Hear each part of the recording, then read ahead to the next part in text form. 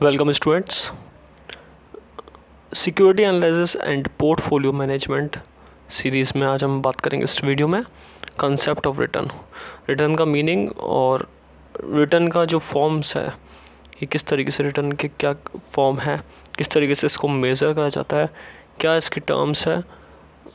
इन सब टॉपिक के बारे में इस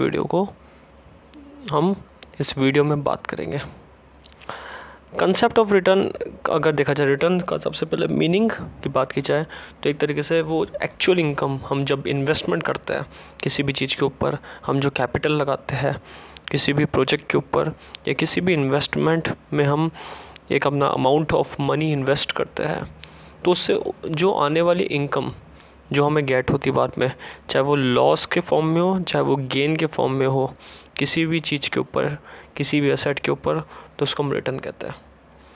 तो रिटर्न अगर सिंपल भाषा में देखा जाए, सोचा जाए, समझा जाए तो एक एक्चुअल इनकम है जो किसी भी असेट से मिलती है, हमें किसी भी इन्वेस्टमेंट के द्वारा हमें मिलती है, उसको हम क्या कहते हैं? रिटर्न कहते हैं। Return can be defined as the actual income from a project as well as appreciation in the value of capital. सबसे इम्पोर्टेंट है हमारा जो रिटर्न है वो क्या है? वो एक हमारा प्रोजेक्ट है, एक हमारा एप्रिसिएशन, हमारे पास एक कैपिटल का आना जो हमने लगाई है एक्स्ट्रा हो करके या इनकम के फॉर्म में, उसको हम सबको रिटर्न के नाम से जानते हैं। So what is a return? Return can be defined as actual income from a project as well as appreciation in the value of capital। जो भी हमारी वैल्यू ऑफ कैपिटल है उसमें हमें कुछ एक्स्ट्रा ऐड होकर मिल रहा है, उसको हम सबको रिटर्न कहते हैं।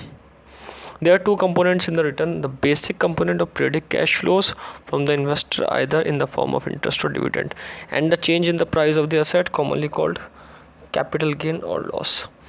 अब यहाँ पे दो कंपोनेंट है अगर रिटर्न के देखा जाए तो। एक बेसिक कंपोनेंट जो कैश टाइम टू टाइम आता रहता है, टाइम टू पीरियड के ऊपर आता रहता है, हर समय के बाद कैश फ्लो आता है हमारे पास, जैसे इंटरेस्ट और डिविडेंड। एक तरीके से हमने किसी शेयर्स में इन्वेस्ट करा तो हर साल कंपनी डिविडेंड दे रही है, तो वो टाइम टू टाइम मिल रहा है एक रिटर्न, एक टाइम टू टाइम इंटरेस्ट दे रही है कंपनी कि हर साल इतने % डिविडेंड दे रही है। For example X limited company 5% dividend per year दे रही है। तो ये हो गया एक तरीके कंपोनेंट जो पीरियडिक कैश फ्लो हमें मिलता है।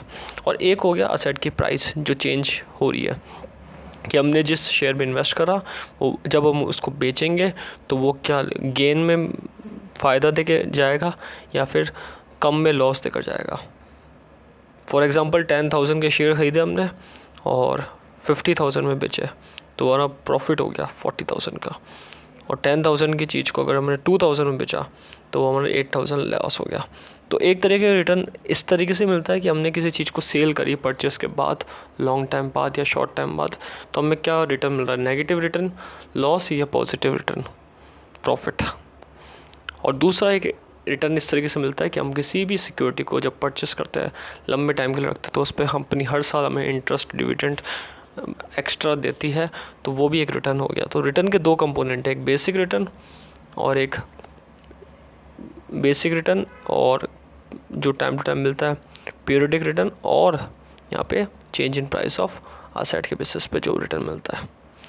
तो रिटर्न के ये सारे कंपोनेंट माने गए हैं। The term yield is often used in connection to return which refer to the income component in relation to some price for the asset। अब यील्ड ये क्या यूज़ करा गया है? रिटर्न का कनेक्शन जिसमें हमें इनकम मिलती है, जिसमें हमें इंटरेस्ट मिलता है किसी भी असेट के ऊपर, ये सारा हमारा रिटर्न में ही इन्वॉल्व होता है।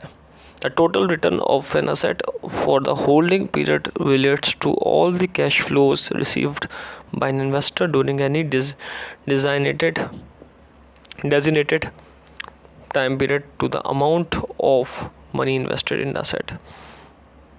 इसलिए सबसे इम्पॉर्टेंट है रिटर्न में होल्डिंग पीरियड, कितने टाइम तक होल्ड करते हो, कि उस होल्डिंग पीरियड में कैश फ्लो क्या चेंज हो रहा है, कि आपके फेवर में मनी क्रिएट हो रहा है या फिर आपके अनफेवरेबल मनी क्रिएट हो रहा है, यानी कि लॉस हो रहा है। तो वो होल्डिंग पीरियड इंपॉर्टेंट होता है रिटर्न के अंदर किसी भी असेट में। जब आप रिटर्न की बात करते हो तो उस असेट में आपने कितने टाइम होल्ड करा, वो एक टाइम पीरियड जो होता है वो बहुत इंपॉर्टेंट है। क्योंकि जब आप होल्डिंग पीरियड आप देखते हो तो लंबे टाइम में आपको अच्छा रिटर्न मिलता है और शॉर्ट टाइम में आपको चांस कम होता है अच्छे रिटर्न की। क्योंकि होल्डिंग पीरियड एक इंपॉर्टेंट है, समय के साथ यहाँ पे रिटर्न जो है असेट पे वो चेंज होता रहता है, कैश फ्लो चेंज होता रहता है। और जो भी टाइम पीरियड में जब वो इन्वेस्ट करता है और फिर उसको रिटर्न में देखता है, जब उसको सेल करता है असेट को, तो वहाँ पे टाइम पीरियड और होल्डिंग पीरियड बहुत इंपॉर्टेंट रहता है। ये कितने टाइम तक उसने असेट को होल्ड करके रखा, किस प्राइस पर होल्ड करके रखा, क्या कैश फ्लो बन रहा नहीं बन रहा उससे, वो सारी बातों को वो देखता है। मेजरमेंट अगर देखा जाए रिटर्न कैलकुलेट कैसे करते हैं, इसका एक फॉर्मूला है, total return is equal to cash payment receive plus price change in asset over period upon purchase price. आपको कितना अमाउंट मिला, कैश पेमेंट रिसीव, कितनी प्राइस चेंज हुई असेट पे पूरे टाइम में, वो दोनों ऐड करके डिवाइड कर दिया जाए किससे, जितने में आपने परचेस करा, यानी कि आपकी परचेस प्राइस असेट की है, वो सारी डिनोमिनेटर में डिवाइड हो जाएगा। तो मेजरमेंट कैसे करते हैं इसको, total cash, total return, cash payment receive plus price change in asset upon purchase price. अगर देखा जाए यहाँ पे टू टर्म्स है रिटर्न की, फर्स्ट रियलाइज्ड और सेकंड एक्सपेक्टेड। रियलाइज्ड रिटर्न वो है जो फर्म के द्वारा अर्न करा जाता है पहले से ही, जो रियलाइज करा, और एक्सपेक्टेड जो एक्सपेक्ट करा जाता है फ्यूचर में, प्रिडिक्टेड रिटर्न जो हमें कुछ फ्यूचर पीरियड टाइम में मिलेगा बाद में, कि हम एक रिटर्न की एक्सपेक्टेशन करते हैं कि ये रिटर्न हमें फ्यूचर टाइम में कुछ टाइम बाद मिलेगा, तो ये होता है एक्सपेक्टेड रिटर्न। इसको हम क्या कहते हैं, एक्सपेक्टेड रिटर्न कहते हैं। तो बेसिकली हमने टू टर्म्स को कवर करा रिटर्न की, जो क्या, एक तो रियलाइज्ड जो बेचने पर मिलती है, सो इसलिए इसको हिस्टोरिक कहते हैं, क्योंकि हमें बाद में रियलाइज्ड हुआ कि ये चीज़ इतने वैल्यू की है, या तो इसमें गेन होगा या फिर हमें इसमें लॉस होगा।